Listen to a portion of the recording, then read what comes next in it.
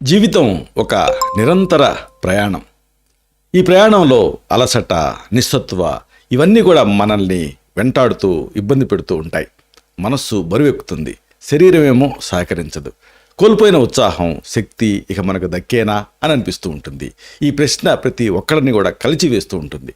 ఆధునిక జీవన శైలి తెచ్చిపెట్టినటువంటి అనారోగ్యాలు, ఒత్తిళ్లు ఇవన్నీ కూడా మనల్ని మరింత కుంగదీస్తూ ఉంటాయి.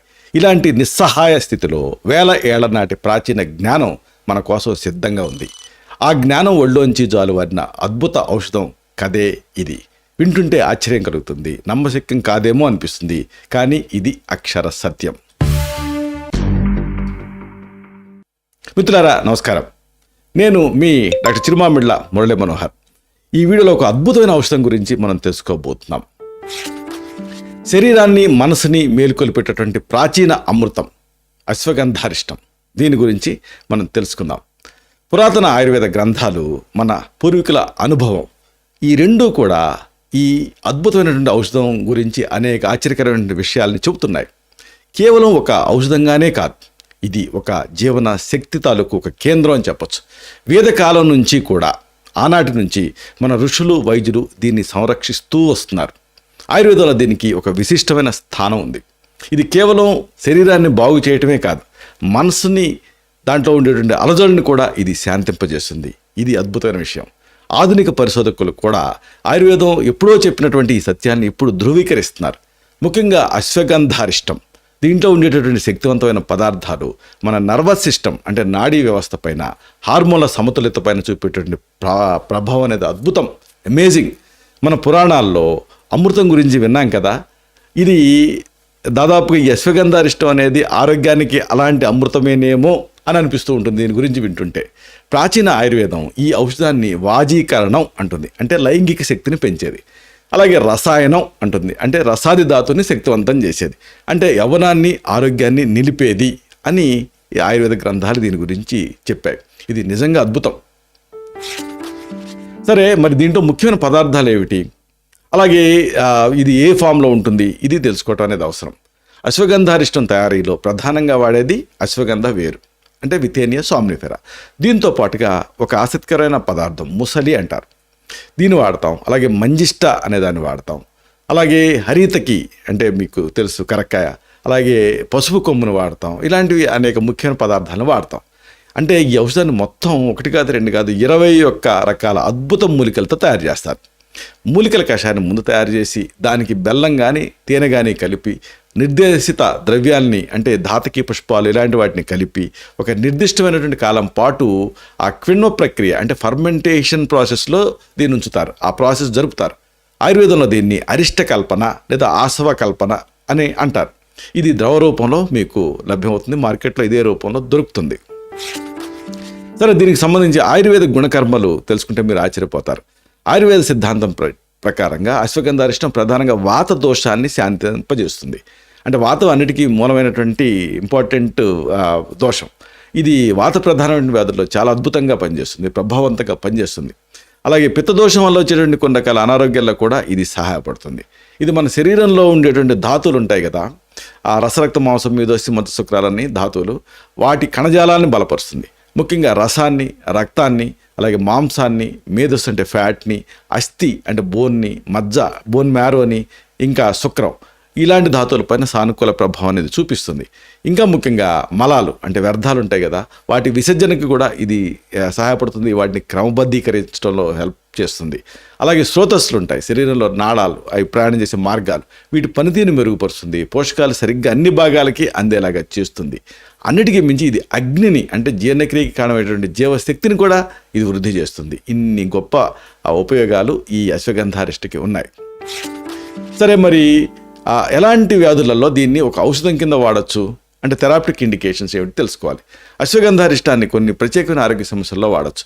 ఉదాహరణకు శారీరక బలహీనత ఉందనుకోండి, ఇది ఉపయోగపడుతుంది, ఫిజికల్ వీక్నెస్లో హెల్ప్ అవుతుంది. అలాగే అలసట ఉందనుకోండి, ఫెటీగ్ అంటే మెయిన్గా కొంతమందికి క్రానిక్గా ఒక ఫెటీగ్ ఇబ్బంది పెడుతూ ఉంటుంది, ఇలాంటి ఫెటీగ్స్లో వీటిలలో ఇది ఉపయోగపడుతుంది. అలాగే బరువు తక్కువ ఉన్నప్పుడు, అండర్ వెయిట్ ఉన్నప్పుడు ఉపయోగపడుతుంది. మానసిక ఒత్తిడిని తగ్గించడానికి ఉపయోగపడుతుంది. ఎనరెక్సియా నెర్వోజా అనేటటువంటి ఒక ఈటింగ్ డిజార్డర్లో ఇది ఉపయోగపడుతుంది.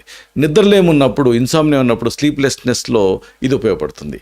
అలా క్రానిక్ హెడేక్, దీర్ఘకాలపు తలనొప్పి, మైగ్రేన్ ఇలాంటి వాటిలో ఇది ఉపయోగపడుతుంది. ఇంకా ముఖ్యంగా మతిమరుపుతో మీరు సతమతం అవుతున్నా, జ్ఞాపక శక్తి కోల్పోయినా అలాంటి సందర్భాల్లో దీన్ని వాడుకోవచ్చు. ఇంకా తల తిరగటం, వర్టిగోలో కూడా ఇది ఉపయోగపడుతుంది. కీళ్ళ నొప్పులను ప్రధానంగా ఆస్టియోఆర్థరైటిస్లో ఇది మెడిసిన్ లాగా పనిచేస్తుంది. అలాగే ఎముకల బలహీనత ఉన్నప్పుడు, ఆస్టియోపోరోసిస్ ఉన్నప్పుడు దాన్ని కరెక్ట్ చేయడానికి ఇది సపోర్టివ్ థెరపీగా ఉపయోగపడుతుంది. అలాగే కండరాల తిమ్మిర్లు ఉన్నప్పుడు, ఫైబ్రోమయాలజియా లాంటివి ఉన్నప్పుడు ఇది మెయిన్ డ్రగ్ ఆఫ్ చాయిస్ కింద అనుకోవచ్చు. అలాగే పురుషుల్లో వంధ్యత్వం అంటే మేల్ ఇన్ఫర్టిలిటీలో ఇది ఉపయోగపడుతుంది. ఇంకా ముఖ్యంగా అంగస్తంభన సమస్యలు ఉన్నప్పుడు, ఎరెక్టైల్ డిస్ఫంక్షన్ ఉన్నప్పుడు ఇది ఒక రామబాణం అనే చెప్పొచ్చు. అలాగే ఈ మధ్య ఎవరిలో చూసినా కానీ ఆ లైంగిక స్తబ్దత ఏర్పడుతూ ఉంటుంది, లైంగిక కోరికలు తగ్గుతూ ఉంటున్నాయి. దీన్ని లాస్ ఆఫ్ లిబిడో అంటారు. అలాంటి సందర్భాల్లో స్త్రీ పురుషులిద్దరికీ కూడా ఇది ఉపయోగపడుతుంది. అలాగే గర్భాశయ బలహీనత ఉన్నప్పుడు ఉపయోగపడుతుంది. యూట్రైన్ వీక్నెస్, పదే పదే గర్భస్రావాలు అవుతున్నప్పుడు ఇది డ్రగ్ ఆఫ్ చాయిస్ కింద రికరెంట్ మిస్క్యారేజెస్లో దీన్ని వాడుకోవచ్చు. ఇన్ని ప్రయోజనాలు దీనికి ఉన్నాయి. అయితే ఎగ్జాక్ట్గా ఎలా వాడుకోవచ్చు అంటే ముఖ్యంగా మనం వివిధ రకాల కండిషన్స్లో దీన్ని వాడుకోవచ్చు. వాటిని వరుసగా తెలుసుకుందాం. మెయిన్గా మెడిసినల్ యూజెస్ అని చెప్పొచ్చు. అంటే రకరకాల ఆరోగ్య సమస్యల కోసం దీన్ని వాడుకోవచ్చు. ఈ ప్రయోజనాల్ని వరుసగా తెలుసుకుందాం. ఇది చాలా శక్తివంతమైంది, ఊహకు కూడా అందని ఫలితాన్ని కలిగిస్తుంది. రకరకాల సమస్యలకి వరుసగా తెలుసుకుందాం. మెయిన్గా శారీరక బలహీనత, ఫిజికల్ వీక్నెస్లో ఇది అమేజింగ్గా పనిచేస్తుంది. అంటే శరీరానికి బలాన్ని ఇవ్వడానికి అశ్వగంధారిష్టం చాలా ప్రభావవంతంగా పనిచేస్తుంది. అశ్వగంధ వేరులో ఉండేటటువంటి విత్తనలైట్స్ అనేటటువంటివి ఈ శక్తికి మూలం.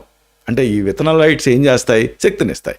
ఇది శరీరానికి శక్తిని, బలాన్ని కూడా కలగజేస్తుంది. అంతేకాదు యాంటాక్సిడెంట్ కింద, అడాప్టోజన్ కింద పనిచేస్తుంది. అంటే కొత్త వాతావరణానికి మన శరీరాన్ని అలవాటు అయ్యేలాగా చేస్తుంది. కోల్పోయిన శక్తిని తిరిగి పొందడానికి ఇది ఉపయోగపడుతుంది. ఇక ఎవరిలో చూసినా కానీ ఇంకొక మెయిన్ కంప్లైంట్ ఏంటంటే అలసట, ఫెటిగ్, క్రానిక్ ఫెటిగ్ సిండ్రోమ్. అలసటతో బాధపడే వాళ్ళకి అశ్వగంధారిష్టం ఒక వరం అని చెప్పొచ్చు. ఇది అలసటని తగ్గించడమే కాదు, శరీరానికి జీవశక్తిని ఇస్తుంది. శారీరక మానసిక ఒత్తిడిని తట్టుకునేటువంటి శక్తిని పెంచుతుంది అశ్వగంధారిష్టం. ఉదయం నిద్ర లేవగానే కొంతమంది కష్టంగా ఉంటుంది, నిద్ర లేచిన తర్వాత అలసటగా అనిపిస్తూ ఉంటుంది, స్పష్టంగా ఆలోచనలు రావు, ఇలాంటి బ్రెయిన్ ఫాగ్ లాగా అనిపిస్తూ ఉంటుంది, పనులను సకాలంలో పూర్తి చేయలేరు కొంతమంది. ఇలాంటి అన్ని సందర్భాల్లో కూడా అశ్వగంధారిష్టం అద్భుతంగా పనిచేస్తుంది. ఇది దీంట్లో మెయిన్ పథోఫిజియాలజీ అంటే ఎలా పనిచేస్తుంది ఇది అనేది ఏంటంటే, ఇది అడ్రినల్ గ్రంథులు ఉంటాయి కదా, వాటిని స్ట్రెంథెన్ చేస్తుంది. ఇది ఆ అధిక ఒత్తిడి వల్ల అడ్రినల్ గ్రంథులు తగినంత కార్టిసాల్ హార్మోన్ ఉత్పత్తి చేయలేకపోవచ్చు. దీన్ని అడ్రినల్ ఫెటీగ్ అనే పేరుతో పిలుస్తారు.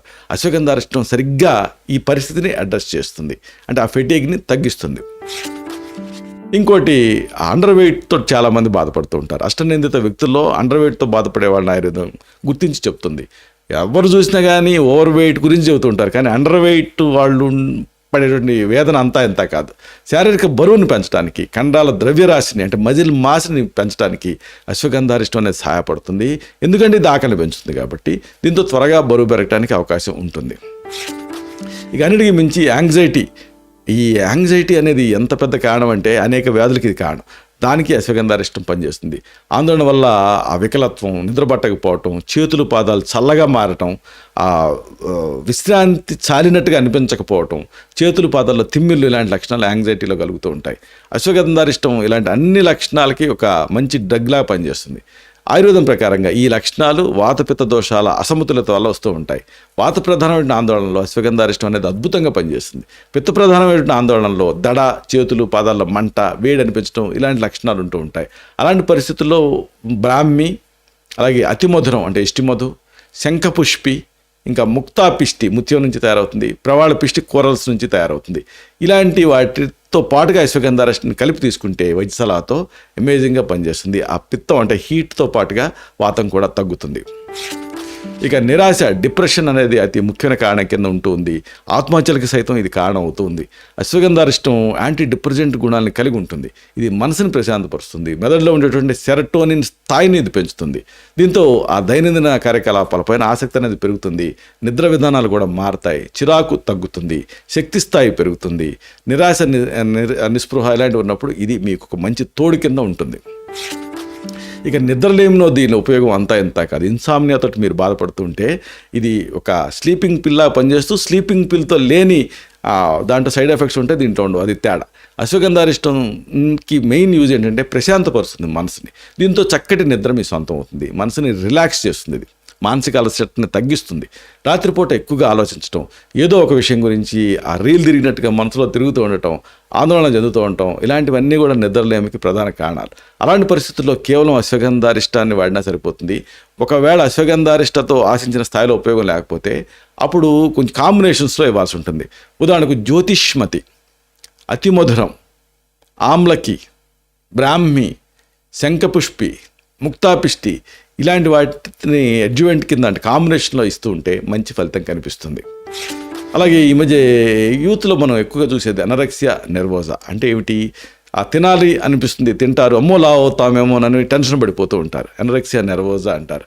దీంట్లో కొన్ని మానసిక కారణాలు కీలకమైన పాత్ర పోషిస్తూ ఉంటాయి. ఆందోళన, ఒత్తిడిని తట్టుకోవటంలో ఇబ్బంది, అతిగా ఆందోళన చెందటం, ఇవన్నీ లక్షణాల కింద ఉంటూ ఉంటాయి. ఇలాంటి ఈ కారణాలను తగ్గించే శక్తి అశ్వగంధారిష్టకి ఉంది. అంతేకాదు దీంట్లో కిణ్వ ప్రక్రియ జరుపుతాం కదా, ఫర్మెంటేషన్ ప్రాసెస్, కాబట్టి జీర్ణక్రియను కూడా ఇది పెంచుతుంది. అనరెక్సియా నెర్వోజాలో జీర్ణక్రియ ప్రధానంగా దెబ్బతింటుంది. ఇక మెన్స్ హెల్త్ అంటే పురుషుల ఆరోగ్యానికి ఇది స్పెసిఫిక్గా డ్రగ్ ఆఫ్ చాయిస్ అని చెప్పొచ్చు. అశ్వగంధారిష్ట అన్ని రకాల సమస్యలకు ఒక మంచి పరిష్కారం పురుషులకు సంబంధించి. ఇది వంధ్యత్వాన్ని తగ్గిస్తుంది, లైంగిక కోరికని అంటే లైంగిక వాంఛను కూడా ఇది పెంచుతుంది. అయితే కాంబినేషన్లో ఇస్తే దీన్ని ఇంకా ఎఫెక్టివ్గా పనిచేసేలా చేయొచ్చు. ఉదాహరణకు వంగభస్మం, అలాగే లబ్బు కబీర్ ఇలాంటి వాటితోటి కలిపి దీన్ని ఇస్తూ ఉంటాం. పురుషుల సమస్యలలో ఇది బాగా ఎఫెక్టివ్గా పనిచేస్తుంది. అసాధ్యమైనటువంటి విషయంగా అనిపించేటప్పటికీ కూడా ఈ లైంగిక బలహీనతలకి ఇది ఒక దివ్య ఔషధం అని చెప్పొచ్చు. అయితే చాలామంది డౌట్ ఏంటంటే ఇది మేల్స్ మెడిసిన్ ఏమో అనుకుంటుంటారు, కానీ ఫిమేల్ రిలేటెడ్ డిజార్డర్స్లో కూడా ఇది ఉపయోగపడుతుంది. మెయిన్గా గర్భాశయం బలహీనంగా ఉన్న, హ్యాబిచువల్ అబార్షన్స్ పదే గర్భస్రావాలు అవుతూ ఉన్న అలాంటి సందర్భాలలో కూడా ఇది ఉపయోగపడుతుంది. ఆయుర్వేదం ప్రకారంగా గర్భాశయ బలహీనత అనేది దాని రిజల్ట్ ఏమిటంటే హ్యాబిచువల్ అబార్షన్స్, పదే గర్భస్రావాలు అవుతూ ఉండటం. కాబట్టి గర్భాశయం బలహీనంగా ఉన్నప్పుడు పదే గర్భస్రావాలు అవుతూ ఉంటాయి. అలానే అన్ఎక్స్ప్లెయిన్డ్ ఇన్ఫర్టిలిటీకి కూడా గర్భాశయ బలహీనతే మెయిన్ కాజ్. ఇలాంటప్పుడు అశ్వగంధారిష్టంని వాడితే గర్భాశయ ఆరోగ్యాన్ని మెరుగుపరుస్తుంది, గర్భాశయ ఖండాలని ఇది బలపరుస్తుంది. దీంతో గర్భస్రావాలు జరగకుండా ఇది ప్రివెంట్ చేస్తుంది, వంధ్యత్వాన్ని మెయిన్గా తగ్గిస్తుంది. అయితే అశ్వగంధ వేరు పొడిని ఆవు పాలతో కలిపి తీసుకోవటం అనేది ఇలాంటి రికరెంట్ అబార్షన్స్ పదే గర్భస్రావాలు అవటం, వంధ్యత్వం ఈ చికిత్సలో బెస్ట్గా పనిచేస్తూ ఉంటుంది. అంటే ఆవు పాలతోటి కలిపి దీన్ని తీసుకోవాల్సి ఉంటుంది. ఆకలి తక్కువ ఉన్నప్పుడు అశ్వగంధ చూర్ణాన్ని పాలతో కలిపి జీర్ణం చేసుకోలేని వాళ్ళకి అశ్వగంధారిష్టాన్ని వాడుతూ ఉంటాం. ఇది గుండెని పిండేసేటువంటి దయనీయమైన పరిస్థితుల నుంచి బయటపడటానికి సహాయపడుతుంది. ఇక మెయిన్గా కండరాలు, కీళ్ళు, ఎముకల సమస్యలతో చాలామంది బాధపడుతూ ఉంటారు.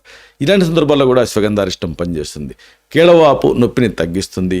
మెయిన్గా సిస్సస్ క్వాడ్రాంగులారిస్ అని ఒకటి ఉంటుంది, అస్థి సంహారకం అంటారు, హార్ట్ జోడ్ అని. ఈ విరిగిన ఎముకలను కలపటానికి ఇది అస్థి సంహారకం ఉపయోగపడుతుంది. అలాగే కాల్షియం, ఇతర ఖనిజ సప్లిమెంట్తో కలిపి అశ్వగంధారిష్టం వాడినప్పుడు ఎముకల తాలూకు మినరల్ డెన్సిటీ అంటే ద్రవ్య రాశిని పెంచడానికి సహాయపడుతుంది. ఆస్టియోఆర్థరైటిస్, ఆస్టియోపొరోసిస్ అంటే ఎముకల సాంద్రత తగ్గటం, ఎముకలు బలహీనపడటం, అలాగే కీళ్ళు బలహీనపడటం, ఇలాంటి సందర్భాల్లో ఎముకలు విరగకుండా నిరోధించడానికి దీన్ని వాడచ్చు. కండరాల తాలూకు తిమ్మిర్లు అంటే ఫైబ్రోమయాల్జియా లాంటి సమస్యల్లో కూడా ఇది ఉపయోగపడుతుంది. ఇంత చెబుతున్నాం రైటే, మరి దీని వాడకం ఏమిటి, మోతాదు ఏమిటి, ఇది తెలుసుకోవటం అవసరం. అశ్వగంధారిష్టాన్ని సాధారణ మోతాదు కింద ఎలా వాడచ్చు అంటే పసిపిల్లలకి మరి బిలో 1 year ఇవ్వకూడదు. అయితే పిల్లలకైతే ఒక 10 ml వరకు ఇవ్వచ్చు, అంటే 2 teaspoons. పెద్దవాళ్ళకి 20 ml అంటే 4 teaspoons వరకు ఇవ్వచ్చు. గర్భధారణ సమయంలో దీన్ని వాడకపోవడం మంచిది. పాలిచ్చే తల్లులు కూడా 20 ml మోతాదుగా అంటే 4 teaspoons మోతాదుగా వాడచ్చు. వృద్ధులు 20 ml అంటే 4 teaspoons మోతాదుగా వాడచ్చు. మొత్తానికి రోజుకి ఎంత మ్యాక్సిమం వాడచ్చు అంటే 60 milliliters. అంటే ఈ డోస్లో రోజుకి దీన్ని డివైడ్ చేసి రోజు మొత్తంలో వాడుకోవచ్చు. ఈ మోతాదుని రోజుకి 2 సార్లు సమాన మొత్తాలలో నీళ్లు కలిపి ఆహారం తీసుకున్న తర్వాత వాడితే మంచిది. అయితే దీనికి సంబంధించి సేఫ్టీ ప్రొఫైల్ తెలుసుకోవాలి. చాలామందికి చెప్పుకున్నట్టుగా అశ్వగంధారిష్టం సురక్షితమే, అయితే కొన్ని ప్రత్యేక పరిస్థితుల్లో దీన్ని వాడకం పైన జాగ్రత్త అవసరం. ఉదాహరణకు గ్యాస్ట్రైటిస్ ఉన్నా, అంటే కడుపులో మంట, లేదా జీఈఆర్డి గ్యాస్ట్రోఇసోఫేజియల్ రిఫ్లెక్స్ డిసీజ్, ఇలాంటి సందర్భాల్లో అల్సర్ ఉన్న అంటే పుండుబడిన ఇలాంటి సమస్యలు ఉన్నప్పుడు అప్పుడు అశ్వగంధారిష్టం వాడకపోవటం మంచిది. అలాగే పాలిచ్చే తల్లులు పిల్లలు వాడుకోవచ్చు, కానీ గర్భధారణ టైంలో దీన్ని వాడకపోవటం మంచిది. ఏదైనా ఒక ఆరోగ్య సమస్య ఉన్నప్పుడు మీకు మీరే వాడుకోవటం కాకుండా ఆ వైద్య సలహాతోటి దీన్ని వాడుకోవటంలో ఎలాంటి ఇబ్బంది ఉండదు. వాత ప్రాధాన్యత ఉన్నప్పుడు ఇది బాగా పనిచేస్తుంది. పిత్త ప్రాధాన్యత ఉన్నప్పుడు జాగ్రత్తగా దీన్ని ఇతర పదార్థాలతో కలిపి వాడుకోవాల్సి ఉంటుంది. అయితే మరి దీనికి అసలు ఏమి దుష్ప్రభావాలు ఉండవా అనేది కూడా తెలుసుకోవాలి. నిజానికి చెప్పుకున్నట్టుగా ఇది సురక్షితమే, కానీ కొంతమందిలో ఏదన్నా అన్వాంటెడ్ ఎఫెక్ట్స్ రావచ్చు. దీన్ని వాడిన తర్వాత కొంతమందికి ఛాతిలో మంట ఇలాంటివి ఏమన్నా ఉంటే అప్పుడు దీన్ని కాస్త జాగ్రత్తగా వాడుకోవాలి. సాధారణంగా గ్యాస్ట్రైటిస్ ఉన్నప్పుడు అలాంటి సందర్భాలలో కాస్త ఇబ్బంది రావచ్చు. కాబట్టి ఎసిడిటీ, హైపర్ ఎసిడిటీ, ఛాతిలో మంట, గ్యాస్ట్రైటిస్, నోట్లో పుండ్లు, గొంతులో పులుపు, తేన్పులు ఇలాంటి సమస్యలు ఉన్నప్పుడు దీన్ని వాడకపోవటం మంచిది. ఇక చాలామందికి కొన్ని డౌట్లు వస్తూ ఉంటాయి దీనికి సంబంధించి. అశ్వగంధారిష్టం వాడకం పైన చాలామంది అడుగుతుంటారు. ఉదాహరణకు మెయిన్గా అడిగేది ఏంటంటే సబ్స్క్రైబర్స్లో డయాబెటీస్ ఉన్నప్పుడు అశ్వగంధారిష్టం వాడొచ్చా అని. అశ్వగంధారిష్టం చెప్పుకున్నాం కదా, బెల్లం, తేనె ఇలాంటి కలిపి తయారు చేస్తారు. డయాబెటీస్ ఉన్నప్పుడు దీన్ని వాడే ముందు తప్పనిసరిగా వైద్య సలహా తీసుకొని వాడటం మంచిది. ఈ చక్కెర స్థాయిల పైన దీని ప్రభావం ఎలా ఉంటుంది అనేది ఎలా తెలుస్తుందంటే మిమ్మల్ని ఎగ్జామిన్ చేసిన తర్వాతే తెలుస్తుంది. కాబట్టి దీన్ని వాడిచ్చి ముందు లో డోసెస్లో మొదలుపెట్టి ఇతర మందులని సరి చేసుకుంటూ దీన్ని ఇవ్వాల్సి ఉంటుంది. ఇక గర్భిణీ స్త్రీలు, పాలిచ్చే తల్లు దీన్ని వాడటం సురక్షితమేనా అని అడుగుతూ ఉంటారు. గర్భధారణ టైంలో టెక్నికల్గా ఏదైనా ఏ మెడిసిన్ అయినా సరే సొంతంగా వాడకపోవటం మంచిది. ఏదైనా సందేహాలు ఉంటే ఆ వైద్య సలహాతోటి దీన్ని వాడుకోవచ్చు. అయితే మరి పిల్లల సంగతి ఏంటి? పిల్లలకి అశ్వగంధారిష్టం ఇవ్వచ్చా అని అడుగుతూ ఉంటారు. మరీ పసిపిల్లలకి దీన్ని ఇవ్వకూడదు. అయితే పెద్ద పిల్లలకి దీన్ని ఆ ప్రిస్క్రైబ్ డోస్లో అంటే 10 milliliters పూటకి ఒకటి చొప్పున సరిసమానంగా నీళ్లతోటి ఇవ్వచ్చు. అయితే ఇలాంటి పిల్లలకి ఇచ్చేటప్పుడు కూడా వైద్య సలహాతో ఇవ్వటం అవసరం. ఇక ఎసిడిటీ ఉన్నప్పుడు దీన్ని వాడచ్చా ఇది అడుగుతూ ఉంటారు. ఎసిడిటీ ఉన్నప్పుడు వాడకపోవటం మంచిది. చెప్పుకున్నాం కదా, ఇది గ్యాస్ట్రైటిస్ని ఎక్కువ చేసే అవకాశం ఉంటుంది. కాబట్టి ఏదన్నా అన్వాంటెడ్ ఎఫెక్ట్స్ కలిగించవచ్చు. ఇక అతి ముఖ్యమైనది ఏంటంటే అశ్వగంధారిష్టాన్ని ఎంతకాలం పాటు వాడచ్చు అని. నిజానికి దీనిపైన అంటే మీ సమస్య తీవ్రత, ఇతర అంశాల ప్రభావం వీటిని బట్టి ఈ డోస్ డ్యూరేషన్ అనేది మారుతూ ఉంటుంది. మామూలుగా ఏంటంటే మండలం అంటే కనీసం ఒక 40 రోజులన్నా దీన్ని వాడాల్సి ఉంటుంది. ముక్తాయింపుగా ఒక ముఖ్యమైన మాటను మీకు చెప్పి తీరాలి. ప్రాచీన కాలం నుంచి మన ఆయుర్వేద సంపదలో దాగి ఉన్న శక్తి అనేది అనంతం. మనం కోల్పోయాము అనుకున్న ఆరోగ్యాన్ని, శక్తిని, ఆనందాన్ని తిరిగి అందించేటటువంటి దివ్య ఔషధాలు మన సొంతం. అశ్వగంధారిష్టం కేవలం ఒక మందు కాదు, ఇది ఒక ఆశ, ఒక భరోసా. శరీరం అలసినప్పుడు, మనసు కుంగినప్పుడు, ఇక నా వల్ల కాదు అని అనుకున్నప్పుడు ఈ ప్రాచీన అమృతం మీకు ఎప్పుడూ తోడుగా ఉంటుంది. జీవితంలో ఎదురయ్యేటటువంటి సవాళ్ళను ఎదుర్కొనే శక్తిని ఈ అమృతారిష్టం ఇస్తుంది. నిరాశ మిగిల్చినటువంటి జ్ఞాపకాలని తుడిచిపెట్టేసి కొత్త ఉత్సాహాన్ని ఈ మందు నింపుతుంది. అనంతమైన బాధలకి ఇక అశ్వగంధారిష్టంతో దాదాపు సెలవు ప్రకటించవచ్చు మీరు. ఇది మన పూర్వీకుల జ్ఞానం మనకు అందించినటువంటి ఒక వరం. ఆరోగ్యం అనేది కేవలం శారీరకంగా బాగుండటం మాత్రమే కాదు, మానసికంగా కూడా దృఢంగా ఉండటం అనేదే ఆరోగ్యం. అశ్వగంధారిష్టం ఈ సమతుల్యతని అంటే ఈ బ్యాలెన్స్ని సాధించడానికి మీకు సహాయపడుతుంది. మన ఆరోగ్యాన్ని మన చేతుల్లోకి తీసుకోవాలి. ఈ అద్భుత ఔషధాన్ని సద్వినియోగం చేసుకోవాలి. ఆనందదాయకమైన, శక్తివంతమైనటువంటి జీవితాన్ని ఇలాంటి అద్భుత మందులతోటి మీరు సొంతం చేసుకోవచ్చు. ఇది తెలుసుకుంటే ధన్యోస్మి అని అనుకుంటారు. ఇలాంటి మరిన్ని ఇన్ఫర్మేటివ్ వీడియోస్ కోసం ఈ ఛానల్ సబ్స్క్రైబ్ చేసుకోండి. అలాగే ఈ వీడియోలు అప్లోడ్ అవడంతోనే ఆ విషయం మీకు తెలియాలనుకుంటే బెల్ బటన్ క్లిక్ చేయండి. అప్పుడు మీకు ఒక నోటిఫికేషన్ వస్తుంది. ఆ నోటిఫికేషన్ మీరు క్లిక్ చేస్తే ఆ వీడియోని మిస్ కాకుండా చూడగలుగుతారు. శతం జీవ శరదో వర్ధమానః, శతం హేమంతాన్ శతం వసంతాన్. 100 శరతులు, 100 హేమంతాలు, 100 వసంతాలు వర్ధిల్లుతూ జీవించండి. Stay healthy, stay happy, be positive, keep smiling. Love you all. Subham.